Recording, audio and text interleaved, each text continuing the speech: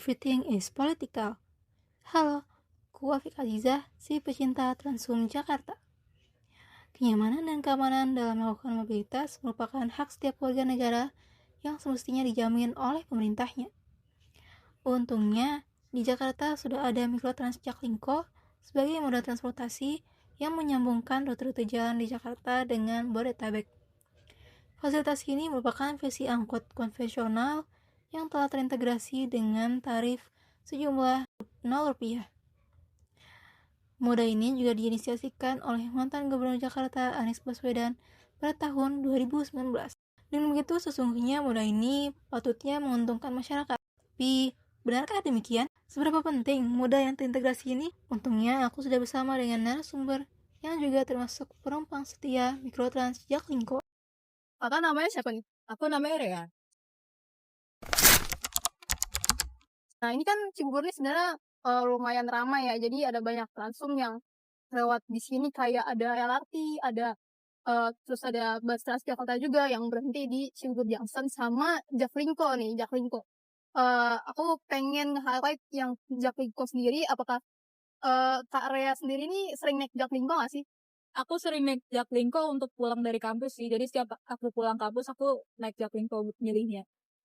Oh begitu ya. Kalau boleh tahu jurusan atau nomor Jaklingko yang Kak Rea pilih itu apa ya? Aku biasanya naik Jak 28. Itu kira-kira dari mana? Itu dari pertigaan Cibubur ke arah SMK 52. Oh begitu. Nah berarti sebenarnya karya ini tuh udah cukup bergantung sama Jaklingko ini ya, sebagai Transum yang mungkin menjadi fasilitas utama untuk karya dari habis pulang kuliah atau bepergian, kemudian sampai ke rumah atau mungkin ke tempat destinasi lainnya gitu ya. Nah sebenarnya aku di sini mau ngebahas tentang masalah yang mungkin jarang ada di pikiran orang, yaitu bahwa bahwasannya everything is political, bahwa segala sesuatu yang ada di kehidupan kita itu sejatinya dipengaruhi oleh kebijakan politik. Nah, termasuk dengan bagaimana kita itu menggunakan fasilitas transportasi atau mungkin berkendara untuk melakukan mobilitas dari satu tempat ke tempat lainnya. Kalau dari karya sendiri, kira-kira apa sih perubahan yang mungkin dirasakan ketika oh ya, karya sendiri pernah nggak sih naik angkot konvensional sebelumnya? Angkot yang kita masih bayar kayak 5.000 sampai 10.000 gitu. Iya, aku juga sering naik angkot konvensional sih untuk kuliah juga. Nah, kira-kira ada nggak sih perbedaan yang signifikan dirasakan ketika naik angkot yang konvensional dengan angkot Jaklingko ini?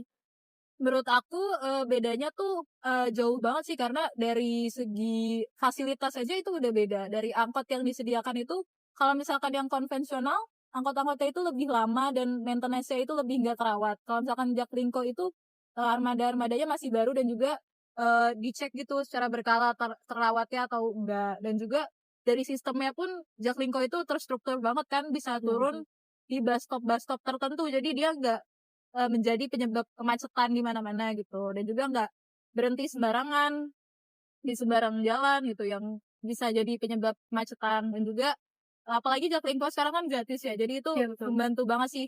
Aku juga lihat banyak anak-anak sekolahan yang naik Jaklingko kan, jadi kayak itu membantu banget, khususnya buat anak-anak yang masih sekolah atau yang mahasiswa kuliah, itu buat jadi mandiri untuk uh, ke kampusnya atau ke sekolahnya sendiri tanpa bantuan orang tua dan dengan biaya gratis juga gitu. Nah, tadi Kak Rea sempat nyebutin soal rute, bus stop, dan bagaimana Jaklingko ini tuh bisa mewadahi nggak cuma kita-kita yang udah kuliah atau kerja, tapi juga anak sekolahan.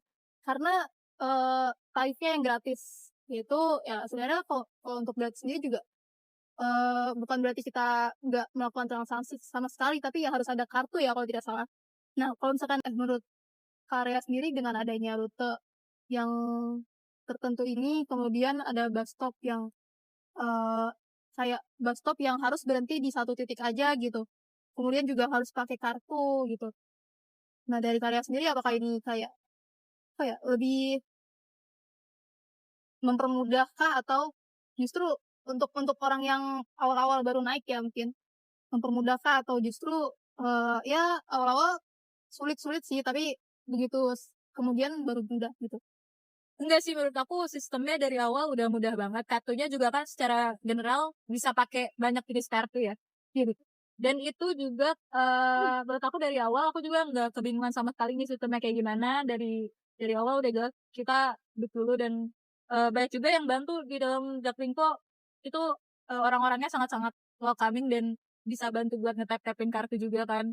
Jadi menurut aku itu mudah sih, dan yang pastinya Indonesia itu menurut aku harus ngikutin perkembangan teknologi dan zaman yang ada ya. Jangan sampai kita Bener masih banget. pakai duit cash yang udah outdated dan juga lama gitu, harus ada kembalian segala macam. Menurut aku datanya juga lebih terlacak kalau kita pakai kartu, dan juga lebih general aja, bisa naik TJ, bus, bisa naik LRT pakai kartu, bisa naik angkot, itu lebih tertata aja, dan one card for everything itu lebih mempermudah sih daripada harus uang kemana-mana. Bener banget. Kayak kita tuh naik Jaklingko juga apa ya, dipermudah ya karena terintegrasi juga ya, Kak. Bener banget kayak dengan terintegrasinya Transum kayak Jaklingko itu sendiri sebenarnya kalau misalkan dibandingkan dengan angkot konvensional ya, itu justru mempermudah masyarakat yang nggak cuma mungkin kayak nggak cuma kayak terus-terusnya aja kalau misalkan orang udah sering make, tapi juga dari awal itu udah mempermudah. Nah, kalau misalkan Karya juga tadi sempat mention kalau misalkan penumpang yang ada di Jaklingko tuh saling saling ngebantu, itu kan pengalaman yang wah banget gitu ya. Tapi kalau misalkan pengalaman yang nggak enak, ada nggak Karya yang pernah rasain selama naik Jaklingko itu? Kayaknya nggak ada sih, cuman kayak sedikit doang, dan itu juga kayak apa ya, nggak terlalu kayak trivial gitu loh. Aku pernah lagi pengen turun di halte kan, terus aku kayak angkotnya tuh udah berhenti duluan sebelum bus stop, kayak 1 meter sebelum bus stop. Terus aku kayak udah mau keluar duluan, aku udah bilang buat stop di sini. Tapi di situ supirnya kayak teriakin aku tuh, "Kak, belum belum sampai," gitu. Menurut aku sih itu apa ya, supirnya tuh harus didik lagi untuk menyampaikan pendapatnya dengan cara yang benar dan juga yang cara yang sopan santun. Itu aja sih. Dan aku juga mendengar komplain tentang supir sih di sosial media, nggak tahu ya itu benar atau enggak, tapi sesuai pengalaman aku sih itu aja. Oh, berarti soal supir ini sebenarnya perlu lagi mendapatkan pelatihan atau apa namanya, pendidikan itu mungkin memberikan layanan yang bagus ya terhadap penumpangnya juga. Iya. Nah, berarti kalau dari Karya sendiri, dari mungkin tapi kan kalau pengalaman ini kan termasuk jarang kali ya yang Karya rasakan. Eee, kalau misalkan boleh menilai skala dari aman, nyaman, Karya selama naik Jaklingko dari 1 sampai 10 itu kira-kira berapa, Kak? Aku 8/10 sih. Karena ya namanya juga angkutan umum, kita nggak bisa 100% yang aman banget gitu. Pasti ada kabar burung tentang pencopetan, atau kayak orang-orang yang bilang, "Hati-hati Kak, tasnya ditutup gitu, nanti ada copet." Itu aku masih merasa belum full 100% bisa ngerasa aman, karena namanya juga angkutan umum ya. Tapi untuk di setiap aspek lain, dari tertatanya, bus stopnya, habis itu dari fasilitas, dari ada yang punya CCTV juga kan armadanya, dan juga dari lingkungannya itu udah bagus banget menurut aku. Bener banget sih kayak, kalau misalkan dibandingkan sama angkot konvensional yang mungkin sering kita naikin juga sebelum adanya Jaklingko ini juga, lebih nggak aman lagi ya karena nggak apa, preman preman, pengamen itu asal Pengamen, masuk aja iya gitu bisa kan. masuk. Sementara kalau Jaklingko nih ya udah dilarang, bahkan nggak cuman dilarang preman, pengamen, tapi juga dilarang yang rokok, terus juga ada fasilitas untuk disabilitas ya kalau tidak salah. Iya, bener Bang. Oh ya tadi Karya nih sempat mention kalau misalkan, eee, Karya itu pakai Jaklingko untuk, kuliah atau bepergian gitu ya. Nah, untuk rute yang sama atau untuk, jalur yang sama kira-kira Karya nih semisal nggak ada Jaklingko itu naik apa biasanya? Naik T15 ya tuh, ke arahnya sama, situ juga. Di angkot T15 ya? Iya. Nah itu kira-kira berapa tuh harganya kalau misalkan naik T15 itu? Aku pasti nambah 5.000 lagi. Jadi sebenarnya kalau misalkan tanpa, atau mungkin ketika ada Jaklingko ini sebenarnya Karya nih secara nggak langsung hemat 5.000 ya? Iya, hemat lagi. Ya betul. Sebenarnya, Jaklingko ini emang mempermudah banget buat kita semua dan hemat. Ya bayangin kalau misalkan kita setiap harinya keluar 5.000 untuk angkot, sementara di sisi lain kita juga bisa nggak keluar 5.000 sama sekali gitu. Itu sangat apa ya, memudahkan masyarakatnya dan bahkan membantu perekonomian juga nggak sih Kak? Karena kan ini lagi kondisi yang sulit atau mungkin lagi nggak punya duit di hari itu, tapi ya nggak apa-apa kita kan punya kartu untuk Jaklingko ini malah bisa gratis gitu kan. Tadi rute Jaklingko itu kan kayak tertentu aja ya. Semisal rute Jaklingko ini semakin banyak atau eh, koridor Jaklingko ini semakin banyak juga gitu. Kalau menurut kalian gimana sih pandangannya, kayak apakah ini sesuatu yang bagus kah atau mungkin ancaman bagi hal-hal lainnya gitu? Bagus sih menurut aku, Jaklingko emang udah harus tambah rute yang belum terjamah dan juga harus udah menggantikan angkot-angkot konvensional. Dan angkot-angkot konvensional juga harusnya nggak merasa tersaingi atau gimana, karena dari eee, apa, dari organisasi angkotnya sendiri itu harus ada improvement juga kan, mau nggak mau. Karena pemerintah udah bikin program yang bagus, harusnya ya keep up sama program itu, bukannya kita main iri-irian atau kayak ngelihat Jaklingko ini sebagai ancaman. Nggak, harusnya dari angkot konvensional juga harus sama buat nyetarain Jaklingko, dan Jaklingko juga harus nambah-nambah rute di tempat-tempat yang belum emang ada Jaklingko. Nah gitu guys, jadi sebenarnya kayak eh ya sebenarnya kan dengan adanya Jaklingko ini mempermudah akses dari satu tempat ke tempat lainnya. Kalau misalkan semakin banyak rute berarti semakin mudah juga dong mobilitas masyarakat. Termasuk di Jakarta ini yang mana kota besar yang semestinya memang harus semakin banyak rutenya gitu. Nah, itu tadi kita sudah bicara bicara secara panjang gimana pengaruh yang langsung. Tapi ada nggak sih pengaruh yang tidak langsung dirasakan ketika mulai adanya Jaklingko ini dan transum-transum lainnya? Pengaruh nggak langsung mungkin lebih ke saving aku ya. Jadi kayak kemana-mana tuh nggak mikir 2 kali tentang uang lagi atau kayak tentang uang transport. Jadi lebih ngerasa, bisa nabung aja dan ngerasa lebih aman aja kondisinya. Jadi kan biasanya kalau pulang atau kemana-mana tuh khawatir, apalagi kan kita perempuan ya, susah mau kemana-mana sendiri. Tapi Betul. kalau misalkan ada yang memadai kayak Jaklingko di mana kita, nggak boleh ngerokok, nggak boleh ada pengamen, terus juga ada CCTV, jadi ngerasa lebih aman aja buat kemana-mana. Dan sepanjang perjalanan itu ngerasa safe aja sih. Jadi lebih pengen sering kemana-mana dan lebih, apa ya, aman di dompet aja.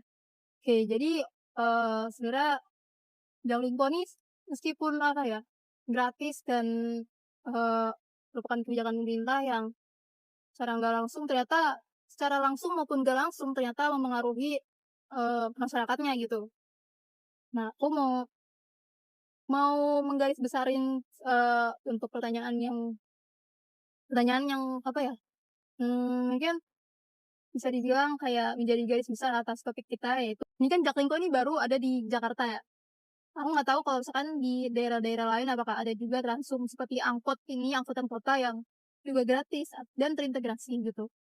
Nah, menurut karya sendiri apakah sebenarnya dari pengalaman yang dirasakan, apakah eee, ada baiknya nih Jaklingko nih semestinya nggak cuma di Jakarta aja atau semestinya diperbaiki lagi di Jakarta dulu baru di daerah-daerah lain baru di apa namanya, diperluas gitu.